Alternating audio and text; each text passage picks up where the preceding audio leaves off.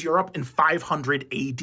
As you can see right here, we still have the Eastern Roman Empire. However, the Western Roman Empire has fallen and it is now controlled by the Ostrogoths. Meanwhile, over here in the Iberian Peninsula, it is mainly controlled by the Visigoths. And then we have the Vandals over here in North Africa. We also have the Kingdom of the Franks. Skip forward 100 years and the Byzantine Empire, the Eastern Roman Empire, has retaken a lot of the lost land of the empire. However, they don't hold on to it for very long. Because in about, I think, 60 years after this is when Muhammad starts doing stuff, and then the Arab invasion just comes in full force. Now, something I do think is really interesting is the Franks, especially as Clovis comes in and starts controlling things and taking over a lot of Europe. Then, of course, we know that Charlemagne comes in. You know, he's like the big guy, and he comes in, Frankish Empire. He controls a whole bunch of stuff. Meanwhile, we see the Eastern Roman Empire over here. Then we also see some of these Arab conquests over here, like the Iberian Peninsula, which they would hold until 1492 when they were fully taken out. I've talked about that before. And overall,